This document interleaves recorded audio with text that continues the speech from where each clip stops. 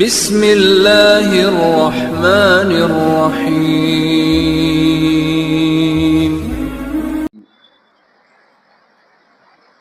الحمد للہ وکفى وسلام علی عباده الذین اصطفى وعلى آلہ واصحابہ المجتبى اما بعد فاعوذ باللہ من الشیطان الرجیم بسم اللہ الرحمن الرحیم یا ایہا الذین آمنوا ادخلوا فی السلم کافۃ ولا تتبعوا خطوات الشیطان انہ لکم عدو مبین وقال اللہ تبارک وتعالی وانتم الاعلون ان کنتم مؤمنین وقال رسول اللہ صلی اللہ علیہ وسلم المرء مع من احب او كما قال صلی اللہ علیہ وسلم۔ بزرگان محترم، قابل احترام عزیز بزرگوں، نوجوان بھائیوں،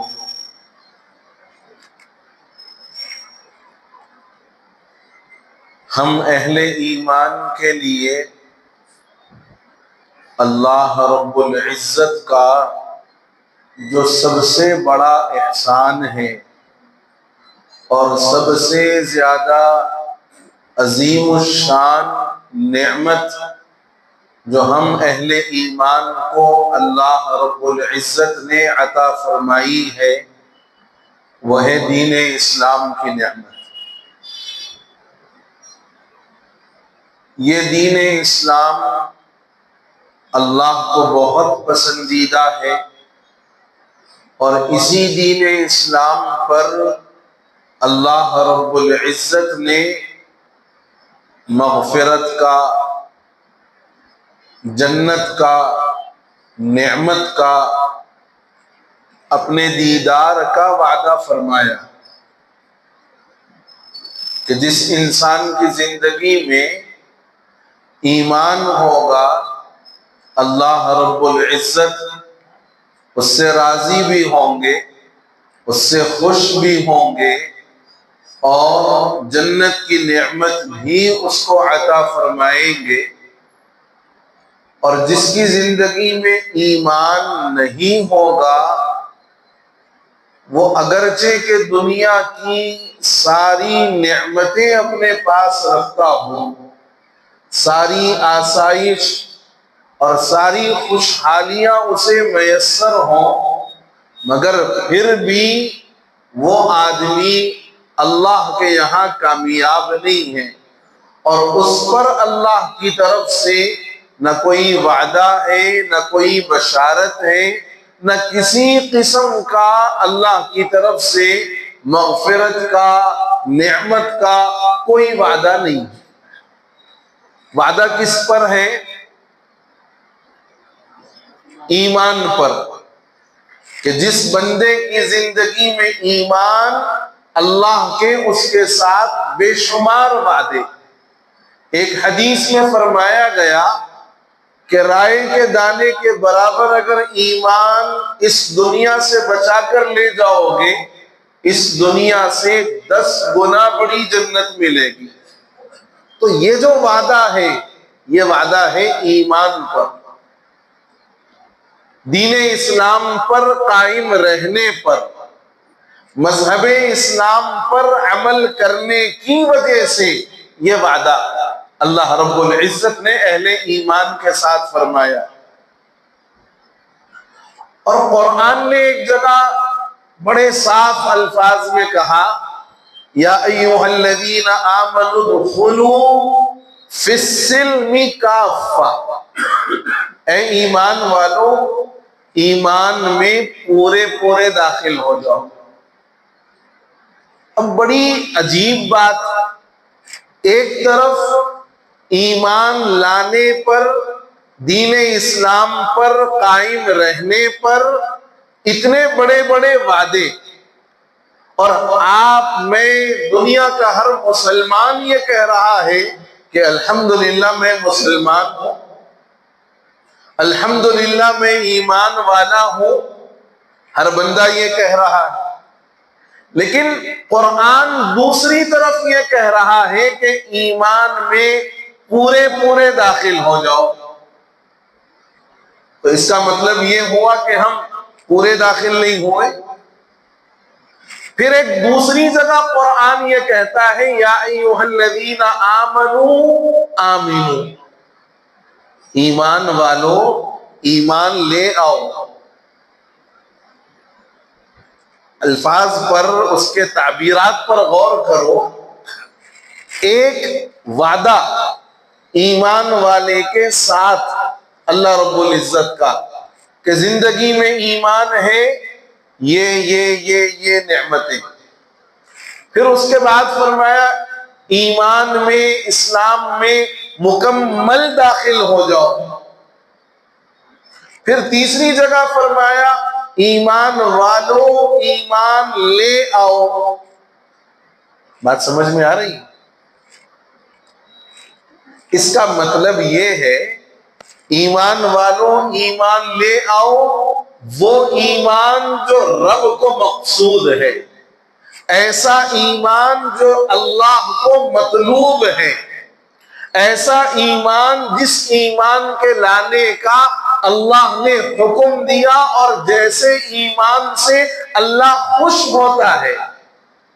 یا ایھا الذین آمنوا آمنو، جو کمیاں ہیں، جو خامیاں ہیں، جو نقص ہے، ان تمام چیزوں کو ختم کرو اور مکمل جیسے اللہ کو مطلوب ہے، جیسے اللہ چاہتا ہے اور جیسے ایمان پر اللہ راضی اور خوش ہوتا ہے، وہ ایمان لے آؤ اور پورے دین اسلام میں داخل ہو جاؤ۔ اس کا مطلب یہ ہے کہ دین صرف نماز و روزے کا نام نہیں ہے، مذہب صرف نماز روزہ زکوٰۃ قربانی حج کر لینا صدقہ خیرات کر لینا اس کا نام ایمان نہیں ہے، یہ ایمان کا ایک حصہ ہے۔ ہمارا مذہب تو پیدا ہونے سے لے کر مرنے کے بعد تک کے تمام چیزوں کو بیان کرتا ہے کہ پیدا ہوتے ہی کیا عمل کیا جائے، کتنے دنوں پر عقیقہ ہو، پھر اس کے بعد اس کی تعلیم، اس کی پرورش، اس کا کمانا، اس کا نکاح کرنا، اور پھر اس کے بعد اس کی اپنی اولاد کا ہونا، اپنی زندگی کا گزارنا۔ بیمار پڑ جاؤ تو کیا احکام ہے، مالدار ہو تو وراثت کے کیا مسائل ہیں، اور مرنے کا وقت قریب آئے تو اس کے اعزاء اور اقارب کو کیا کرنا چاہیے، کیسے کلمے کی تلقین کرنی چاہیے، اور انتقال ہو جائے تو کس رخ پر لٹایا جائے، غسل کیسے دیا جائے، کفن کیسے دیا جائے، جنازہ لے کر چلا کیسے جائے، نماز جنازہ کون پڑھائے، کیسے پڑھائے، تدفین کا عمل کیسا ہو، تدفین کے بعد کیا کرنا ہے، یہ ساری چیزیں دین اسلام نے بتائی۔ کمانا کیسا ہے یہ بھی بتایا ہے، زندگی کیسے گزارنا ہے یہ بھی بتایا ہے، اور خاندان قبیلوں میں اپنے آپ کو کیسے رکھنا ہے، کیسے میل ملاپ باقی رہنا ہے یہ بتایا ہے، اڑوس پڑوس کے ساتھ ہمارا کیا سلوک ہونا چاہیے، معاشرے کے غریب اور نادار قسم کے لوگوں کے ساتھ ہمارا رویہ کیسا ہونا چاہیے، اور مالداروں کے ساتھ ہمارا سلوک کیسے ہونا چاہیے۔ آپ کا اگر پڑوسی غیر مسلم ہے، اس غیر مسلم پڑوسی کے ساتھ آپ کا کیا حسن سلوک ہونا چاہیے، ساری چیزیں از ابتدا تا انتہا مکمل دین اسلام نے بیان فرمائی۔ یہ بھی بیان فرما دیا کہ تمہیں خوش کہاں ہونا چاہیے، تمہیں غم کہاں ہونا چاہیے، تمہاری خوشی اگر ہو تو اظہار خوشی کس انداز پر ہو، تمہیں غمی ہو تو تمہارے غم کا اظہار کس طریقے پر ہونا چاہیے۔ ایک ایک بات اور ایک ایک نقطہ دین اسلام نے مکمل واضح طور پر بیان فرما دیا، مگر آج آپ غور کر کے دیکھو کہ یہ دین جو ہمیں ابتدا سے لے کر انتہا تک ہر چیز بتاتا ہے اور مکمل نظام حیات پیش کرتا ہے. کیا ہم واقعی اس نظام حیات کے ساتھ اپنی زندگی گزار رہے ہیں؟ کیا واقعی ہمیں اسلام کے بتلائے ہوئے طریقے، اس کے احکام، اس کے بتلائے ہوئے مسائل پسند ہیں، اور کیا ہم واقعی اس پر عمل پیرا ہیں؟ اسلام نے بتایا خوش ہونے کا ایک موقع ہے، اور میں کئی مرتبہ یہ بات کہتا رہتا ہوں کہ اسلام میں عید کا جو تصور ہے، عید کا جو تصور ہے، رمضان، بقرعید، رمضان کی عید ایک مہینے کی مسلسل عبادات کے تکمیل پر منائی جاتی ہے. بقرعید حج بیت اللہ جیسا ایک بڑا عظیم عمل ادا کرنے کے بعد ذی الحجہ کی عید منائی جاتی. ان دونوں عیدوں میں جو مزاج اللہ نے رکھا ہے اور جو بات امت کو سمجھانی چاہیے ہے وہ یہ کہ آدمی کو عبادات کے انجام دینے پر خوش ہونا چاہیے. ایک مہینے کی مسلسل عبادت، دن بھر روزہ، رات میں قرآن کا سننا، نوافل کا اہتمام، دعاؤں کا اہتمام، ذکر و اذکار کا معمول، صدقے اور خیرات اور زکوٰۃ کی ادائیگی، یہ ساری عبادات ہیں. اور ان ساری عبادات کی تکمیل پر عید کے دن خوشی کا موقع آتا ہے. یہ مزاج اور یہ تصور دیا کہ خوشی بھی ہو تو اللہ کی عبادت کے انجام دینے پر.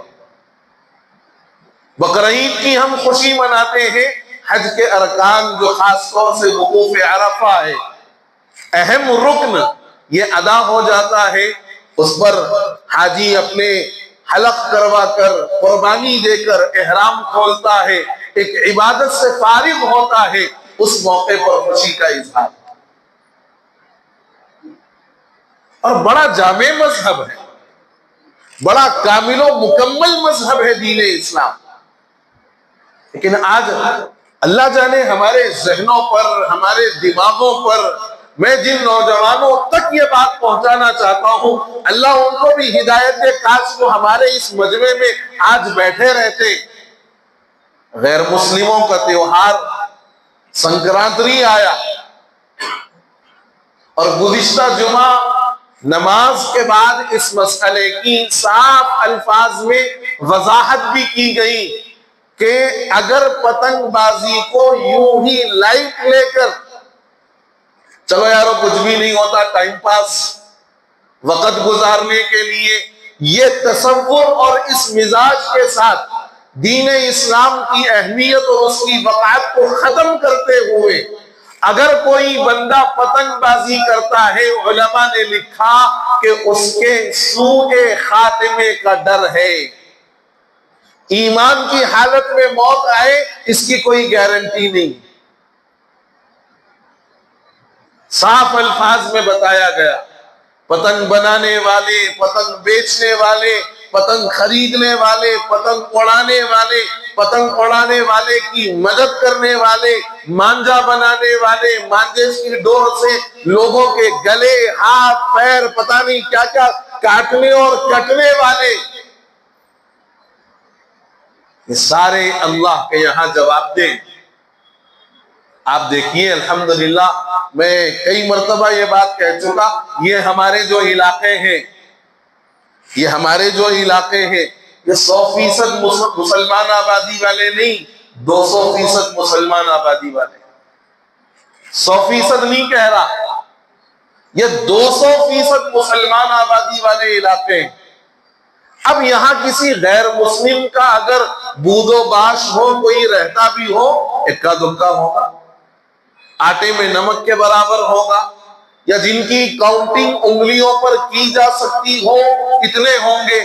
لیکن الامان والحفیظ پچھلے 3-4 دنوں سے نمازوں کے اوقات میں جو چیخ و پکار اور جو پتنگ کے کاٹنے پر خوشیوں کا اظہار کرنا اور جو شور و شغب کرنا، ایسا محسوس ہوا کہ غیر مسلم ان نوجوانوں کو دیکھ کر خوش ہوتے ہوں گے کہ واہ واہ واہ واہ، ہماری کمی تو انہوں نے پوری کر دی۔ ہمیں جو کمی ہے، یا ہمارے ان علاقوں میں ہمارے جو افراد نہیں ہیں، ہمارے ساتھ عید منانے والے، ایسا لگا ان لوگوں کو دیکھ کر مسلمان نوجوانوں کو کہ واہ واہ، انہوں نے ہمارے دوستوں کی، رشتہ داروں کی، ہمارے مذہب والوں کی کمی پوری کر دی۔ اور میں آپ کو ایک آگے کی بات بتا رہا ہوں، شاید آپ کے علم میں ہو یا نہ ہو، باضابطہ 2-3 دنوں کے لیے ہمارے علاقے کے بعض حصوں میں گھروں کے اوپر کے جو ٹیرسٹ ہیں اور جو کیا بولتے ہیں پینٹ ہاؤس وغیرہ جو بنا ہوا حصہ ہے، وہ باضابطہ کرائے پر بھی دیا گیا، وہ باضابطہ کرائے پر دیا گیا، اور اس شرط کے ساتھ کرائے پر دیا گیا کہ صاحب 2 دن 3 دن کے لیے ہم ڈی جے بھی لگائیں گے، ہم ننگے ناچیں گے بھی، ہم حقے بنا کر پیئیں گے بھی، ہم پتنگ بھی اڑائیں گے، ہم جو چاہیں طوفان بدتمیزی کریں گے۔ آپ کو کرائے سے مطلب ہے، جتنا آپ کرایہ بولو گے ہم کرایہ دینے کو تیار ہیں۔ کون؟ لینے والا بھی مسلمان، دینے والا بھی مسلمان، اور اس آنے والی آمدنی کو استعمال کرنے والا بھی مسلمان۔ کاش وہ نوجوان ہوتے یہاں پر، کاش وہ گھر کے مالکان ہوتے یہاں پر، جن کو میں اپنے یہ درد دل کی بات سنا سکتا کہ تم کیا کر رہے ہو، تمہارا اسلامی تشخص کیا ہے، تمہارا اسلامی امتیاز کیا ہے، اور تم کس اللہ کے نبی کے امتی ہو، تمہارا کیا مقام و مرتبہ ہے، اور کیوں تم اپنے دین و مذہب سے اور دین و مذہب کی تعلیمات سے اپنے آپ کو بالکل بیگانہ رکھنا چاہتے ہو۔ کیا نعوذ باللہ، ہزارہ مرتبہ نعوذ باللہ، دین اسلام کی تعلیمات میں کوئی کمی رہ گئی؟ کہ نعوذ باللہ، ہزارہ مرتبہ نعوذ باللہ، ہادی دو عالم محمد عربی صلی اللہ علیہ وسلم نے نعوذ باللہ کوئی چیز ایسی نہ بتائی ہو، یا ہم تک وہ بات نہ پہنچائی ہو جو ہمارے لیے خوشی کا باعث ہو سکتا ہو۔ ارے جس نبی نے اپنے پیٹ پر پتھر باندھے، اور جس نبی نے راتوں رات مصلے پر گزارے، پیر ورم سے پھول جاتے، اور حضرت عائشہ فرماتی بھی کہ اے اللہ کے نبی، آپ تو بخشے بخشائے ہیں، آپ تو اللہ کے بہت پیارے، معصوم اور برگزیدہ پیغمبر ہیں، آپ بخشے بخشائے ہیں، آپ اتنا مجاہدہ کیوں برداشت کرتے ہیں؟ کیوں اللہ کے سامنے اتنا لمبا لمبا قیام، لمبا لمبا رکوع اور طویل طویل سجدے کر کے رات رات بھر آپ اس حالت میں گزار دیتے ہیں؟ کہا عائشہ، یہ میں اپنی امت کے لیے کرتا ہوں، یہ میں اپنی امت کے لیے کرتا ہوں۔ جس نبی کو اپنی امت کا خیال آ گیا، پوری رات مصلے پر گزار دی۔ اور جب غزوہ بدر کا میدان ہے، صحابہ صف باندھ کر کے کھڑے ہونے جا رہے ہیں، اور اگلی صبح مقابلہ ہونا ہے، پوری رات اللہ کے نبی علیہ السلام اپنے اس چھپر میں جہاں آپ کا قیامگاہ بنایا گیا، جو آپ کا خیمہ لگایا گیا، اللہ کے سامنے پوری رات اس الفاظ کو دہراتے ہوئے گزار دی، اے اللہ، یہ اتنا جو حصہ ہے یہ تیرے ماننے والے ہیں، اگر یہ باقی رہیں گے تو آگے تیرا نام لیا جائے گا، اور اگر یہ اس دنیا سے اب رخصت ہو جائیں گے پھر دنیا میں تیرا نام لینے والا کوئی نہیں ہوگا۔ وقت آخر ہے، دنیا سے اب تشریف لے جانے کا موقع ہے، اس وقت بھی حضرت جبرائیل سے سوال اللہ کے نبی علیہ السلام نے جو فرمایا وہ یہ کہ میرے بعد میری امت کا کیا ہوگا؟ جس نبی کو ہر آن اپنی امت کی فکر، جس نبی کو ہر وقت اپنی امت کا غم، اور آج وہی امت اپنے نبی کی تعلیمات کے خلاف جا کر اپنے نبی کے بتلائے ہوئے طریقوں کو پسے پشت ڈال کر شادی آئے کوئی سنت یاد نہیں آئی، کوئی نبی کا طریقہ یاد نہیں آیا۔ ارے غیر مسلموں کے تیوہار میں تمہاری شرکت کا کیا مطلب ہے؟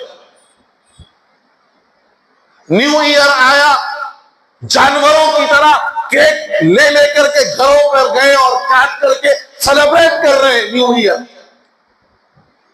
برتھ ڈے آیا، برتھ ڈے منا رہے، اینیورسری آئی، اینیورسری منا رہے، سنکرانتی آئی، پتنگ اڑا رہے، دیوالی آئی، پٹاخے جلا رہے۔ گو کھانے کا اگر تیوہار آتا تو کھاتے گو، کھاؤ گو بھی کھاؤ۔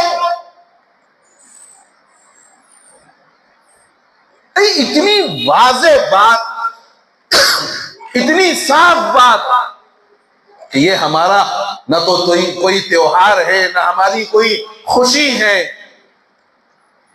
نہ ہمارا اس سے کوئی تعلق ہے، نہ ہمیں اس سے کوئی فائدہ پہنچنا ہے۔ کوئی چیز کا ہمیں نہ دین سے کوئی فائدہ، نہ دنیا سے کوئی فائدہ، نہ ہماری دنیا ہی بنے گی نہ آخرت بنے گی، بلکہ دنیا بھی برباد ہوگی، آخرت بھی برباد ہوگی۔ لیکن آپ دیکھو یہودیوں کا کوئی کام، یہودیوں کی کوئی خوشی کا موقع، مسلمان آگے، نصارہ کا کوئی خوشی کا موقع، مسلمان آگے، ہندوؤں کی کوئی خوشی کا موقع، مسلمان آگے۔ کیا منہ دکھاؤ گے اللہ کو؟ اللہ کے نبی کے سامنے جب میدان محشر میں پیشی ہوگی کیا جواب دو گے؟ نبی سوال کریں گے کہ میں نے اپنے نواسوں کو قربان کر دیا اس دین کے خاطر، میں نے اپنی آل کو قربان کر دیا اس دین کے خاطر، اور تمہیں دین کے لیے قربانی تو دور کی بات، دین پر عمل کرنے میں بھی دشواری ہو رہی تھی۔ سنکرانتی کے موقع پر گھروں کے پینٹ ہاؤس خرید رہے تھے تو حقے بازی کرنے کے لیے، پتنگ بازی کرنے کے لیے۔ وضع میں تم ہو نصارہ تو تمدن میں ہو ہنود، وضع میں تم ہو نصارہ تو تمدن میں ہو تم ہنود۔ یہ مسلمان ہیں جنہیں دیکھ کر شرمائے یہود۔ یوں تو تم مرزا بھی ہو، سید بھی ہو، شیخ بھی ہو، افغان بھی ہو۔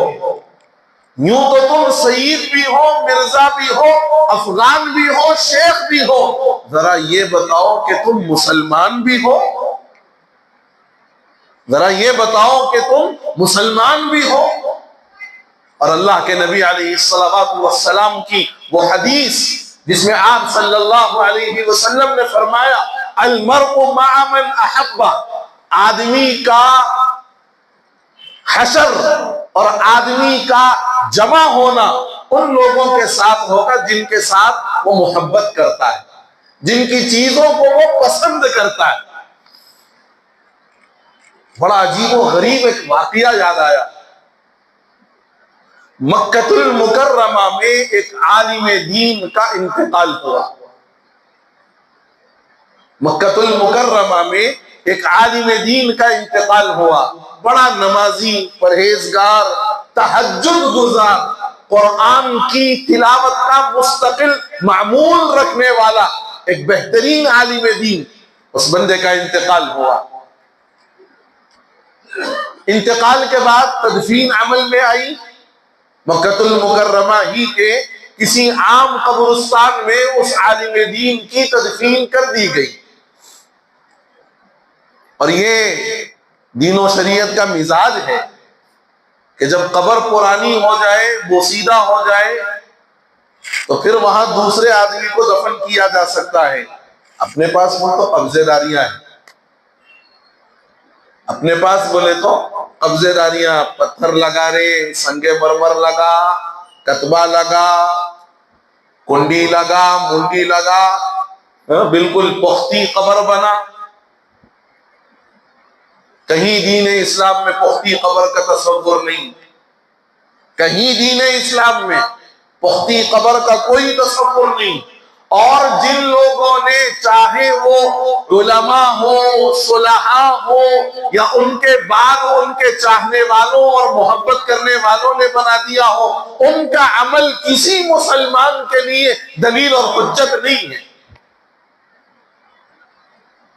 کوئی دلیل اور حجت نہیں۔ وہ فلاں صاحب کی پختی ہے، وہ فلاں علامہ صاحب کی جو ہے نا مضبوط ہے، ہو تو اس سے مسئلے پر کوئی فرق نہیں پڑے گا، مسئلہ اپنی جگہ پر ویسے ہی رہے گا۔ تو اس عالم دین کو دفن کر دیا گیا۔ جب وہ قبر بوسیدہ ہو گئی، پرانی ہو گئی، دوبارہ اس کو کھود کر وہاں کسی اور کی تدفین کرنی تھی۔ جب اس عالم دین کی قبر کو کھولا گیا تو وہاں قبر کے اندر کا منظر دیکھ کر پورے لوگ حیران اور ششدر رہ گئے، کیونکہ اس عالم دین کی قبر میں ایک انتہائی خوبصورت، حسین و جمیل نوجوان لڑکی موجود ہے، عالم دین نہیں ہے۔ لڑکی موجود ہے، عالم دین نہیں ہے۔ اب لوگوں کے اندر تجسس پیدا ہوا اور یہ بات جنگل کی آگ کی طرح پورے علاقے میں پھیل گئی کہ بھئی فلاں عالم صاحب جن کی تدفین اتنے سال پہلے ہوئی تھی، ان کی قبر میں تو ایک نوجوان حسین جمیل خوبصورت لڑکی جو ہے نکل کے آئی، جس کا جسم بالکل تر و تازہ ہے، عالم صاحب موجود نہیں ہے۔ جب لوگ جمع ہوئے تو یورپین کنٹریز کا ایک سیاح، سفر کرنے والا، حج بیت اللہ کے سفر کے عنوان پر مکہ المکرمہ پہنچا ہوا تھا۔ اس خبر کو سن کر وہ بھی پہنچا قبرستان۔ جب جا کر کے اس نے اس نعش کو دیکھا، اس لڑکی کی جو ہے میت کو دیکھا، تو اس نے آواز اور صدا لگائی کہ اس لڑکی کو میں جانتا ہوں، اس لڑکی کو میں جانتا ہوں۔ لوگوں کو بڑا تعجب ہوا کہ بھئی تم اس لڑکی کو کیسے جانتے ہو؟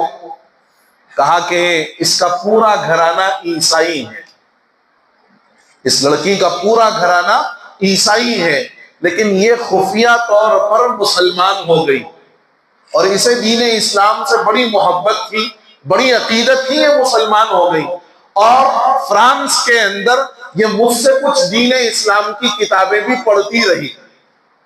اتفاق یہ ہوا کہ یہ بیمار ہوئی اور اسی بیماری میں فوت ہو گئی، دنیا سے چلی گئی۔ خاندان قبیلے والوں نے عیسائی مذہب کے مطابق تابوت میں اس کی نعش کو رکھا اور وہاں دفن کر دیا فرانس کے اندر۔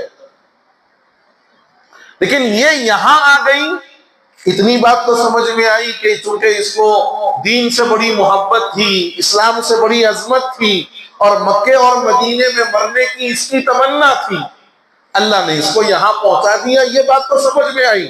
لیکن عالم صاحب یہاں سے کہاں چلے گئے؟ عالم صاحب یہاں سے کہاں چلے گئے؟ یہ بڑا تعجب تھا۔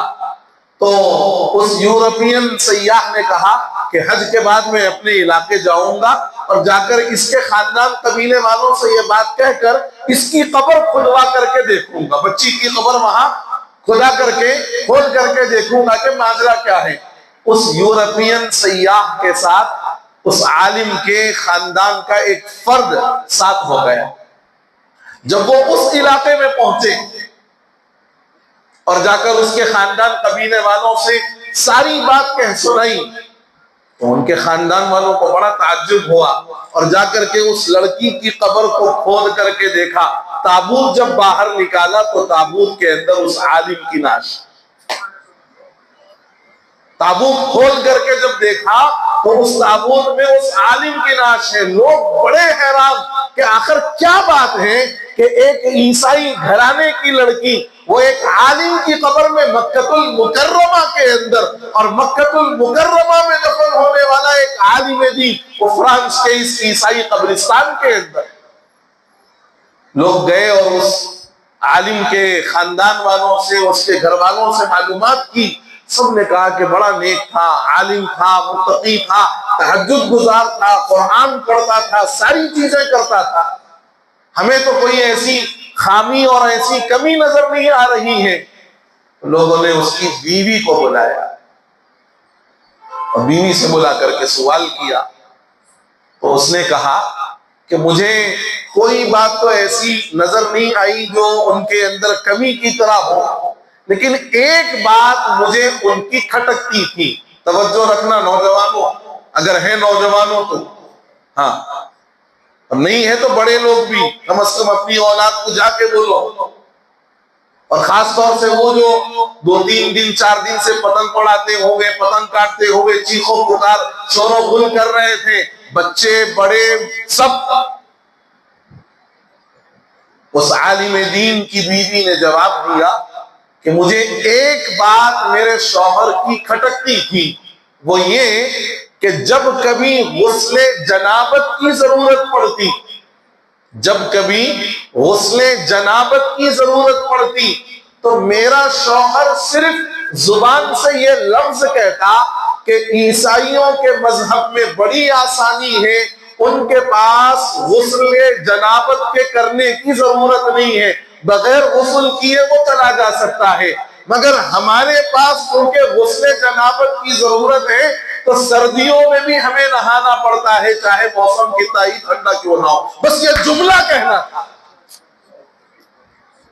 یہ جملہ کہنا تھا کہ اس جملے کے ذریعے سے اس عالم نے عیسائیوں کے مذہب کی ایک بات کو یہ کہا کہ یہ اچھی ہے ان کے پاس، یعنی یہ فیسلٹی اچھی ہے، عمل نہیں کیا، عالم نے اس پر عمل نہیں کیا، صرف زبان سے کہا یہ فیسلٹی بڑی اچھی ہے، جنابت کے بعد دوبارہ غسل کرنے کی ضرورت نہیں ہے، اسی حالت میں آؤ جاؤ سب کچھ کر سکتے ہو۔ اور مذہب اسلام چونکہ صفائی کا، طہارت کا، پاکیزگی کا درس دیتا ہے، اور یہ کہتا ہے تنظفوا فإن الاسلام نظیف، صاف ستھرے رہا کرو کیونکہ مذہب ہمارا صاف ستھرا ہے۔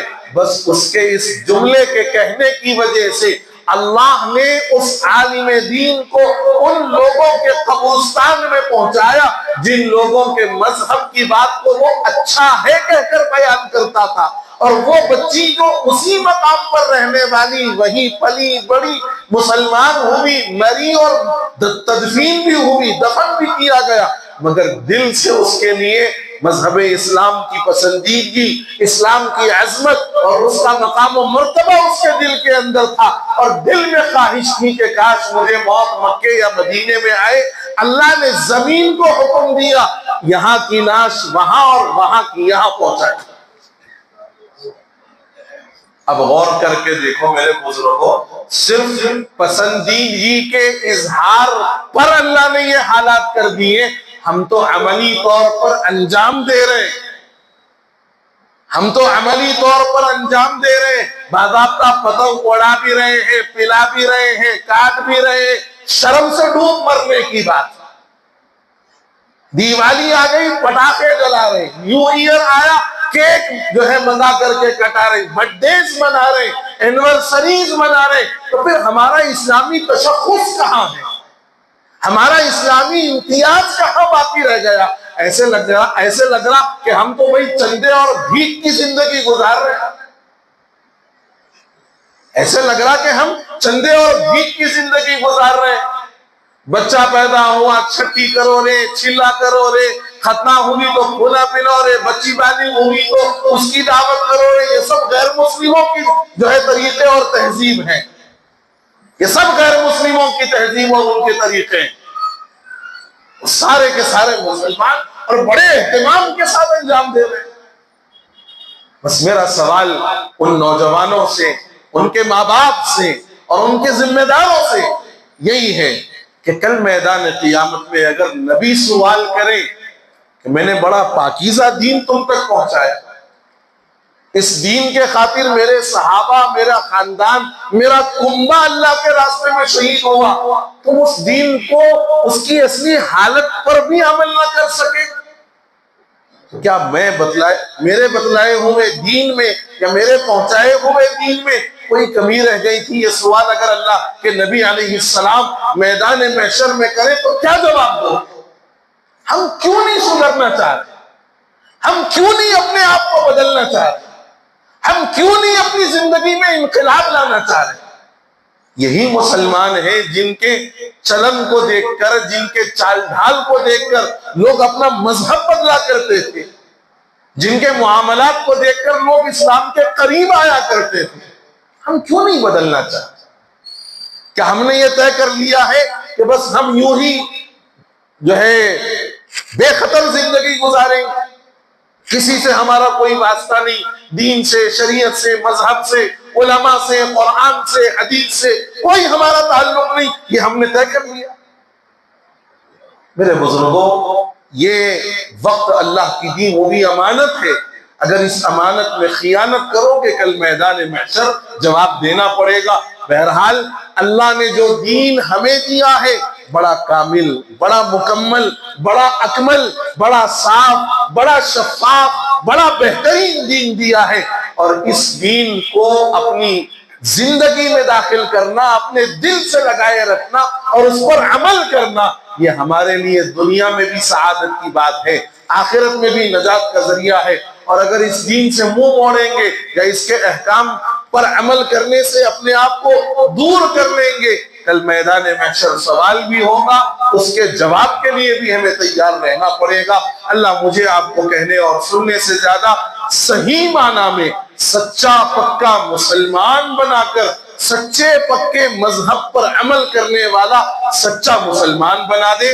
آمین یا رب العالمین۔ وآخر دعوانا ان الحمد للہ رب العالمین۔